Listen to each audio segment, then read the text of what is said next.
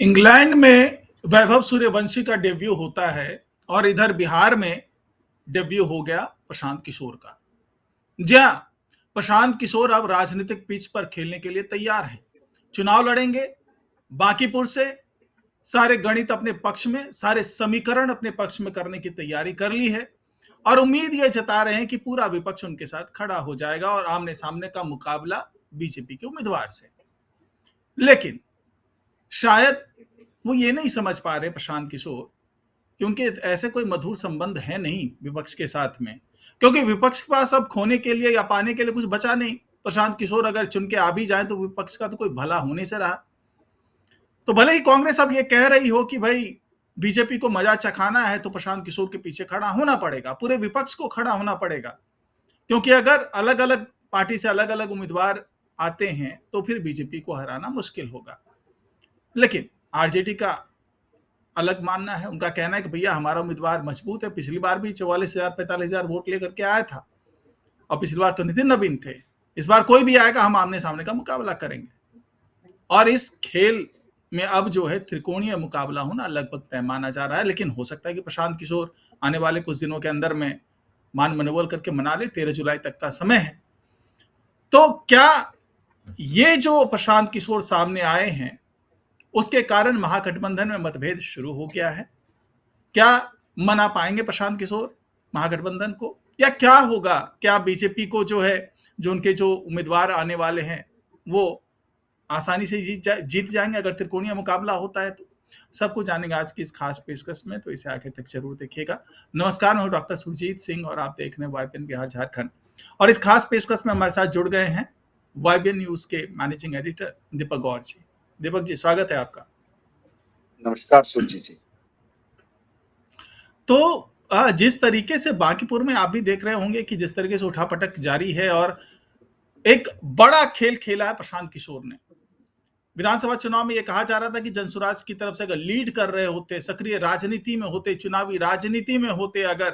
प्रशांत किशोर खुद कहीं से चुनाव लड़ रहे होते तो इतनी दुर्गति नहीं हुई होती। जो तमाम जमानत जब्त हो गए उम्मीदवारों के, वो तो नहीं हुआ होता। शायद अपनी उसी गलती को सुधारने के लिए अब बांकीपुर से लीड ले रहे हैं प्रशांत किशोर और औपचारिक रूप से प्रत्याशियों को घोषित कर दिया गया है। तो आपको लगता है कि इनके प्रत्याशी घोषित होने से बीजेपी पे कोई प्रभाव पड़ेगा या महागठबंधन के लोग इनके साथ खड़े हो जाएंगे? देखिए सुरजीत जी, इन्होंने जियो इस बार खुद कहते हैं ना लीडर फ्रॉम द फंड्स,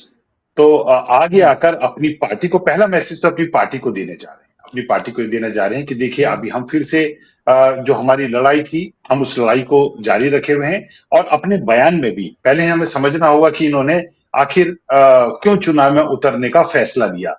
उस समय पे, जब इनकी एक तरह से कहीं ना कहीं बिहार में पिछले विधानसभा चुनावों में जो भी पीछे हुए 25 में, उसमें यह कहा जा रहा था कि जन स्वराज पार्टी सही में जनता के बीच एक संदेश देने में कामयाब तो हो रही है। हालांकि चुनावों में ये बात साफ नजर आई कि लोगों ने इन्हें सुना पर इन पर शायद भरोसा नहीं कर पाई। और वो भरोसा ना कर पाने के बहुत सारे कारण हो सकते हैं, उस पर बाद में जाएंगे। हम अभी बात करते हैं प्रशांत किशोर की, कि प्रशांत किशोर ने जो पिछली बार चूक की थी कि खुद नेतृत्व की कमान अपने नहीं संभाली थी। 2 बार उन्होंने 2 जगहों से उन्होंने चुनाव लड़ने की बात कही, लेकिन अंतिम समय तक पशुपेश की स्थिति को बनाए रखा और अंत में उन्होंने वो दोनों ही सीटों पर चुनाव लड़ने से मना कर दिया। उसके बाद दूसरे कैंडिडेट वहां लड़े। एक सीट पे तो रादुपुर की जो सीट थी उस पर खुद तेजस्वी यादव के सामने लड़ने की बात कह रहे थे। अब ये चुनाव जो लड़ रहे हैं ये 2 फ्रंट से लड़ रहे हैं। पहला फ्रंट एक ये अपने ही पार्टी के जो कार्यकर्ता जो बचा हुआ है, जो जन स्वराज का जो कुनबा जो अब बचा हुआ है, क्योंकि जन स्वराज का कुनबा भी चुनाव हारने के बाद बहुत तेजी से छटकता हुआ नजर आया। जितनी तेजी से लोग इनके साथ जुड़े थे, ये लगातार कह रहे हैं कि लाखों लोग इनके साथ जुड़े थे और वो जुड़े हुए लोग नजर भी आए थे। खासकर युवा उसमें वर्ग जो था बहुत तेजी से इनके साथ जुड़ता हुआ नजर आया था। लेकिन चुनावों के बाद इनसे विमुख भी बहुत तेजी से हो गया है। बहुत सारे इनके बड़े पदाधिकारी जो थे वो दोबारा से अपने लिए कहीं कोई एक सुरक्षित राजनीतिक ठिकाना ढूंढ रहे हैं जहां से वो अपनी सियासत को आगे बढ़ाते रहे और चमकाते रहे। तो चल अभी बात करते हैं कि प्रशांत किशोर की जो रणनीति है वो क्या है। तो रणनीति प्रशांत किशोर की ये नजर आती है कि भाई अगर मैं चुनाव लड़ता हूं तो एक बार मैं दोबारा अपने कार्यकर्ताओं को, अपने पार्टी के पदाधिकारियों को, नेताओं को, जो भी हमने एक कोरम बनाया था उस कोर कमेटी को, उसको ये मैसेज देने जा रहा हूं कि मैं अगले 10 सालों तक, और जब तक बिहार में विकास की बहार नहीं आती या बदलाव की बात नहीं होती, तब तक मैं लगातार इसी काम को करता रहूंगा और इसके अलावा मैं कोई दूसरा काम नहीं करने जा रहा। जो इस तरह की बातें आ रही थी कि वो बिजनेसमैन हैं, वो तो अपना बिजनेस कर रहे हैं और उनका कोर बिजनेस जो है वो पॉलिटिकल कंसल्टेंसी है, ये तो इसमें आए थे, ये किसी की टीम बन के आए थे, वो सारी चीजों को दरकिनार करते हुए एक स्ट्रांग मैसेज देने की कोशिश कर रहे हैं कि हम अभी लगातार बिहार की सियासत में जिंदा रहेंगे और हम लगातार प्रयास करते रहेंगे। तो एक तो फ्रंट से मतलब लीड करते हुए अपने कार्यकर्ताओं को मैसेज देना कि हम अभी जुटे रहेंगे। दूसरा, इन्होंने कहीं ना कहीं बांकीपुर इस सीट पर कुछ सियासी संकेत भी अपने पक्ष में शायद देखे हैं। इसलिए देखे हैं कि देखिए जिस तरह से इन्होंने वहां 1-to-1 इंटरेक्शन करा, वो नितिन नवीन की जो भाजपा के राष्ट्रीय अध्यक्ष हैं, उनकी सीट थी बांकीपुर सीट जो थी, पहले नवल किशोर उनके पिता, नवीन किशोर जो हुआ करते थे उनके पिता, उनकी वो सीट रही लंबे समय तक, अच्छे 2 दशकों तक उनके पिता और उनके बाद इनकी ये कैरी होती रही है। तो ये पूरा जो सीट है ये बीजेपी गढ़ मानी जाती रही है। लेकिन नितिन नवीन के अब केंद्रीय राजनीति में चले जाने से, उनके राज्यसभा चले जाने से ये जो एक वैक्यूम बना, इस बार ये लगातार ये कहते हुए आ रहे हैं कि अब हम कड़ी टक्कर देंगे। पिछले दिनों प्रशांत किशोर ने अपने जो बयान स्टेटमेंट जो जारी किया, उसमें उन्होंने कहा कि स्थानीय लोगों ने ये डिमांड की है कि हमने नीतीश कुमार को जिताने के लिए ये सीट जितवाई थी, लेकिन अब सम्राट चौधरी को बैठा दिया गया है, हम उनसे संतुष्ट नहीं है। और इनका जो प्रशांत किशोर जो अपने स्टेटमेंट देते हुए कहते हैं कि अब ये जो चुनाव है ये बीजेपी की, जदयू की यानी एनडीए की, ये इनका लिटमस टेस्ट है। ये इनका एक तरह से इनका प्राथमिक चरण का एक वोटिंग से पता चलेगा कि इसको क्या नाम दिया जाए, कि ये प्राथमिक चरण में पता चल जाएगा कि ये सरकार पास हुई है या फेल हुई है। तो ये से फ्लो टेस्ट का भी नाम दे रहे हैं कि ये फ्लो टेस्ट हो जाएगा पहला, इनका पता चल जाएगा जनता क्या कह रही है। अब इस पूरे सियासी समीकरणों में गेम खेला गया कांग्रेस की तरफ से। कांग्रेस के एक नेता है ऋषि कुमार, उन्होंने एकदम से कहा कि अगर प्रशांत किशोर चाहें तो वो उनको इधर उधर बात ना करके उनको सीधे कांग्रेस के जो मुखिया हैं, उन्होंने राहुल गांधी के संदर्भ में बोला कि राहुल गांधी से बात करनी चाहिए, और राहुल गांधी अगर आपके साथ आ जाते हैं तो हम इंडी गठबंधन की तरफ से एनडीए को एक मजबूत उम्मीदवार दे सकते हैं और हम मजबूती से एनडीए के खिलाफ लड़ सकते हैं। यानी कि उन्होंने सीधा सीधा ये कहा कि भाई आप एक बार राहुल गांधी से बात कीजिए और आपको विपक्ष का समर्थन मिल जाएगा। ये बात अंदर खाने पीछे जो अभी पता चल रही है कि ये अंदर खाने कुछ प्लॉटिंग हुई है, उस प्लॉटिंग के तहत ये हुआ। लेकिन इसमें जो गरारी अड़ गई है, जो विरोध आ गया है, वो विरोध आ गया है राजद की तरफ से। राजद के जो प्रवक्ता हैं मृत्युंजय तिवारी ने ये कह दिया कि भाई ठीक है, आपके होंगे राहुल गांधी, तो आप राहुल गांधी और खड़गे की ये या ऋषि कुमार की ये निजी राय हो सकती है, ये हमारी राय नहीं है। और राजद ने पिछली बार इस सीट से बहुत अच्छा चुनाव लड़ा था और इस बार हम इस सीट पर जीतने की स्थिति में हैं। तो देखिए, इनके आने से ये मामला थोड़ा हाई प्रोफाइल एक बार दोबारा से हो गया। हालांकि अभी इसमें संशय की स्थिति यह है कि बीजेपी जो अपना कैंडिडेट उतारेगी, आज शायद बीजेपी की इस मुद्दे को लेकर एक बैठक है और इस बैठक में वो तय करेंगे कि वो किस कैंडिडेट को इस सीट से उतारने जा रहे हैं। तो वो किस कैंडिडेट को उतारेंगे ये बहुत अहम हो जाता है। और अगर सही में, जैसा आपने अभी पीछे भी कहा कि अगर इंडी गठबंधन मजबूती के साथ खड़ा हो गया और इनके साथ, इनके पक्ष में बैठता हुआ नजर आया, इंडी गठबंधन अगर प्रशांत किशोर को, जैसे इधर की तरफ से ऋषि कुमार ने कहा कि भाई राहुल गांधी से बात कर लीजिए, राहुल गांधी अगर इस बात पर सहमत हो गए और बाद में अगर तेजस्वी यादव को इस बात के लिए मना लिया गया, क्योंकि जैसा आपने भी कहा कि अगर अभी एक सीट पर विपक्ष जीतता है तो उसके पास पाने के लिए बहुत कुछ नहीं है। और अगर एक सीट ये जीत जाते हैं, प्रशांत किशोर जीत जाते हैं, जैसा कि उन्होंने खुद अपने स्टेटमेंट में कहा, जब उनसे प्रेस कॉन्फ्रेंस में पूछा गया कि भाई आप क्या अपील करेंगे राजद से और कांग्रेस से कि वो आपका समर्थन करें, तो उन्होंने कहा मैं इन दोनों से तो अपील करूंगा ही करूंगा, लेकिन साथ ही साथ मैं बीजेपी से भी अपील करूंगा, क्योंकि विपक्ष की एक सीट बढ़ जाने से आपकी राज्य सरकार पर तो अस्तित्व पे कोई खतरा आएगा नहीं। लेकिन बिहार में जो ये राजनीति का शून्य काल शुरू हो गया है, इस शून्य काल को इस बैरिकेडिंग को तोड़ने का एक क्रम बदल सकता है। तो उन्होंने अपनी बात को इस तरह से रखा है। अब देखिए, वो तो आने वाला समय बताएगा कि प्रशांत किशोर कितनी मजबूती के साथ वहां अपना कैंपेन कर पाए हैं। लेकिन हाँ, ये जरूर है कि पूरा मामला अभी हाई प्रोफाइल हो गया है, और इस प्रशांत किशोर के आने से जो जदयू, माफ कीजिएगा, राजद और कांग्रेस के बीच की जो तनातनी थी, वो एक बार फिर से खुलकर तो सामने आएगी। और कुल मिला के अगर हम ये देख रहे हैं कि जैसा कि आपने भी कहा कि जो प्रशांत किशोर हैं वो ये साबित करना चाहते हैं कि भाई नीतीश कुमार के नाम पे वोट हुआ और सम्राट चौधरी आ गए, यानी कि छलावा हुआ, धोखा हुआ लोगों के साथ, जनता के साथ में, तो उसका बदला बांकीपुर सीट से वो लेने को तैयार है जनता।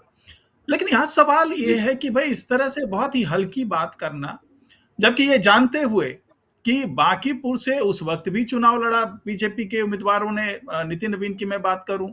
जब ये जेडीयू के खिलाफ चुनाव लड़ रहे थे। लगभग कई दशकों से, 40-42 साल से वहां पर दबदबा है नितिन नवीन के परिवार का। तो ये बात कहना कि भाई नीतीश कुमार के, अगर ये जेडीयू की सीट रही होती, जेडीयू का उम्मीदवार अगर यहां से हटा होता, उसकी जगह बीजेपी चुनाव लड़ रही होती, तो बात समझ में आती है। लेकिन बीजेपी का गढ़ है, वो चाहे जेडीयू के साथ रहे या विरोध में रहे, हमेशा जीतती रही बीजेपी। तब ये बात कहना, ये थोड़ा सा हल्कापन तो दिखा रहा है। अब यहां पर सवाल ये उठता है कि ठीक है, अभी तक तो जो बात समझ में आ रही है, आज हो सकता है कि बीजेपी अपनी तरफ से 3 लोगों का नाम तो वो डिसाइड कर चुके हैं, उसमें से अब जोड़ तोड़ करके देखा जाएगा कि जातीय समीकरण किसके पक्ष में है। और खासतौर से ये माना जा रहा है कि वेटेज उसी उम्मीदवार को दिया जाएगा जिसको नितिन नवीन चाहेंगे, यानी कि ये उनकी सीट है, उनकी पारिवारिक सीट है, तो यहां से किसी ऐसे व्यक्ति को ही उतारा जाए जो इनके परिवार के बहुत करीब है और हमेशा से सक्रिय रहा है, तो ठीक है। तो ये माना जाता है कि पलड़ा जो है वो भारी रहेगा बीजेपी का, और अगर त्रिकोणीय मुकाबला हो जाता है तब तो जरूर भारी रहेगा। अगर विपक्ष एकजुट हो गया तो शायद कोई चांसेस बने कि विपक्ष का व्यक्ति जीत जाए। लेकिन जनता ये भी तो देख रही है कि सत्ता में कौन बैठा हुआ है। तो अमूमन ये देखा गया है कि सत्ता पक्ष को उसके सत्ता में होने का फायदा मिलता है। जनता को भी लगता है कि अगर हमें अपने यहाँ काम करवाना है, स्थानीय तौर पर अगर कुछ काम होगा, तो उसी सत्ता पक्ष का कोई व्यक्ति बन जाए हमारा विधायक, तो बड़ी अच्छी सेटिंग रहेगी और बढ़िया काम हो जाएगा। ऐसे में जो प्रशांत किशोर आ रहे हैं फाइट में, एक तो दूरगामी संदेश है। उनको पता है कि वो कुछ बिगाड़ तो पाएंगे नहीं, कुछ बहुत बड़ा कर नहीं पाएंगे अगर वो जीत जाते हैं। अब इस परिप्रेक्ष्य पे बात कर लेते हैं दीपक जी कि अगर प्रशांत किशोर जीत जाते हैं तो उसका असर बिहार की राजनीति पर कैसा और क्या पड़ने वाला है? जी, देखिए, आपने आपने जो सवाल पूछा कि किस तरह से प्रशांत किशोर अगर जीतते हैं तो उसका सियासत में क्या असर पड़ेगा, लेकिन मैं थोड़ा सा 2 मिनट और लूंगा थोड़ा बैक जाकर इस चीज को एलिब्रेट करने में कि उस सीट पर क्या उनकी जीत संभव है। मुझे ऐसा लगता है कि उनकी जीत संभव ही नहीं है। इसलिए संभव नहीं है, देखिए, वो हमेशा से बीजेपी की सीट रही है, लंबे समय से बीजेपी की सीट रही है, और वहां का वोटर कहीं ना कहीं अपना विकास का जो तंत्र वहां चल रहा था, वो किसी बाहर के किसी कैंडिडेट को आकर देकर वो अपना विकास का क्रम नहीं तोड़ना चाहेगा। दूसरी चीज, ये बीजेपी के लिए भी बड़ी नाक की एक सीट हो गई है। अगर यहाँ बीजेपी हारती है तो एक तो जैसा कि वो बोल रहे थे कि फ्लोर टेस्ट में फेल हो जाएगी, ऐसा फ्लोर टेस्ट में फेल, साम दाम सन बेस सब कुछ लगाकर बीजेपी ऐसा होने नहीं देगी। दूसरा, ये कोई नॉर्मल सीट नहीं है, किसी बीजेपी के कैंडिडेट की सीट नहीं है, ये बीजेपी के राष्ट्रीय अध्यक्ष की सीट है, उनकी खाली की गई हुई सीट है। इस सीट पर अगर नितिन नवीन का बैठा हुआ कोई भी कैंडिडेट या बीजेपी का कैंडिडेट या एनडीए का कैंडिडेट हारता है तो वो बहुत बड़ा एक मैसेज देता हुआ नजर आएगा कि क्या इस सरकार के खिलाफ अब एक वो जो जिस तरह का नैरेटिव प्रशांत किशोर गढ़ना चाह रहे हैं कि भाई एक वो मैंडेट जाएगा कि इस सरकार के खिलाफ जनता खड़ी हो रही है, तो वैसा मैसेज जाएगा। और जनता भी नहीं चाहेगी कि देखिए, केंद्र में बीजेपी की सरकार है, राज्य में बीजेपी की सरकार है, और डबल इंजन की सरकार में जिस तरह से विकास, उनके क्षेत्र का विकास कोई बीजेपी का विधायक कर सकता है, ना तो वो आम आदमी पार्टी ना तो वो जनसुराज पार्टी का कर पाएगा, ना ही वो राजद का कर पाएगा, ना ही वो कांग्रेस का कर पाएगा, और जबकि वो बीजेपी का कर। तो पहली बात की मुझे बहुत टफ लगता है कि यहां से प्रशांत किशोर जीत पाएंगे। चलिए, मान लिया कि अगर प्रशांत किशोर जीत जाते हैं तो प्रशांत किशोर इस जीत को 100% भुनाने का काम करेंगे। 100% भुनाने का काम ये करेंगे कि वो एक बार अपना जो इनका टूटता हुआ तंत्र था उसे दोबारा से संगठित करने का काम करेंगे कि देखिए ये मेरी हार नहीं थी, उस समय संगठन में कुछ चीजें मूलचूल परिवर्तन के चलते हिली और उसके चलते बड़ी हार हम लोगों को मिली। लेकिन ऐसा नहीं है कि जो मेरी आइडियोलॉजी है, जिस तरह की मैं बातें कहता हूं या जिस तरह से बिहार में विकास के की मैं बातें करता हूं, जिस तरह से मैं सत्ता के परिवर्तन की या जो ब्यूरोक्रेसी है उसमें चेंजेस की बातें मैं करता हूं, उसमें सुधार की मैं जो बातें करता हूं, वो सब बातें जो हैं वो स्थानीय लोगों को समझ में तो आती हैं, लेकिन सियासी तौर पर कई बार क्या होता है कि एक हवा बहती है और हवा के साथ कई बार बहुत सारी चीजें अपने साथ चाहे वो पानी हो या हवा हो उड़ा के ले जाती है। तो पिछली बार ऐसा ही हुआ, उड़ा के ले गई, लेकिन अब जनता को समझ में आने लगा है कि ये सरकार जो है राजस्व से पूरी तरह खाली है, क्योंकि ये मुद्दे अब ये उठाते हुए नजर आएंगे। राजस्व से ये पूरी सरकार खाली है, इस सरकार के पास आगे के लिए कोई विजन भी, कोई ऐसा डॉक्यूमेंट नहीं है, कोई ब्लूप्रिंट ऐसा नहीं है। तो ये पूरा इन चीजों को अपनी कॉन्स्टिट्यूंसी से लेके पूरे दूसरी की कॉन्स्टिट्यूंसी में जा जाकर इस बात को भुनाने की कोशिश करते हुए नजर आएंगे। लेकिन लेकिन फिर एक सवाल ये उठता है, ये कोशिश करते हुए नजर आएंगे, लेकिन उन कोशिशों में भी ये सफल होंगे, ये बातें फिर डाउट आएंगी, क्योंकि जैसा हमने अभी अपनी चर्चा की शुरुआत में कहा कि इनका जो संगठन था, जो इन्होंने पदयात्राएं की 2 साल, उस पदयात्रा के बाद इनका जो स्टेटमेंट था वो बहुत अच्छा था, वो लोगों को समझ में आने लगा था, वो यूथ को समझ में आने लगा था, लेकिन इनको वोट किसी भी तरह से नहीं मिलना। लोगों ने ये जता दिया कि भाई आप जो बातें कह रहे हैं उन बातों को उन्होंने सुना जरूर, लेकिन उनको आत्मसात नहीं किया या उन्हें माना नहीं, उसे स्वीकार करने को लोग राजी नहीं है। इनकी पार्टी के खुद ही